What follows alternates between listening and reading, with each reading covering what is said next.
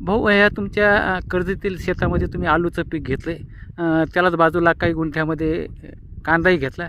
तर दोन्हीच्या पिकासंदर्भात तुम्ही काय सांगाल?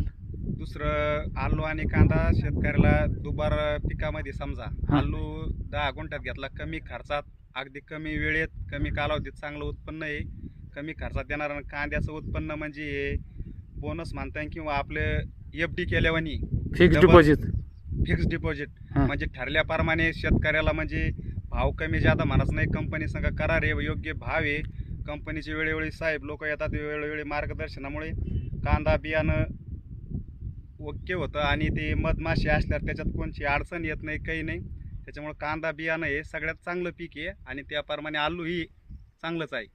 मला सांगा, दोन्ही किती किती गुंठे आहेत? हे टोटल क्षेत्रफळ किती आहे आणि किती किती गुंठे आहेत दोन्ही? दोन्ही 20-20 गुंठे आहे. ते कांदा कमी पडल्यामुळं हे आलूचं कांदाच होता पण कमी पडल्यामुळं आलू हे 20 गुंठे केलं, दोन्ही 20-20 गुंठे आहे. मला एक सांगा तुम्ही एक दादा, की हे आलूचं पीक किती दिवसात निघतं आणि कांदा पीक किती दिवसात निघतं? आलूचं पीक हे 2.5 महिन्याचं आहे, म्हणजे समजा जवळपास 80 ते 90 दिवसाचं आहे आणि कांद्याचं 4 महिन्याचं आहे. म्हणजे 120 दिवसाचं आहे. हां, कांद्याचं 120 दिवसाचं आहे आणि आलूचं 80 ते 85 दिवसात पूर्ण निघतं ते. अच्छा. बरं, मला एक सांगा, दोन्ही मिळून आलूचं पीक किती होईल असा काही अंदाज आहे का? आणि किंवा कांद्याचं बी किती निघेल काही? कांद्याचं बियाणं एवढ्या 20 गुंठ्यामध्ये कांद्याचं बियाणं 2 ते 2.25 क्विंटल कंपल्सरी होणार. आलूचं पीक हे आम्ही पहिल्याच वर्षी लावलेलं आहे, त्याच्यामुळे त्याचा अनुभव नाही. पण अपेक्षेपेक्षा आता त्याला आलू लागलेले आहे, बारीक चांगलंच होईल अशा अंदाजे.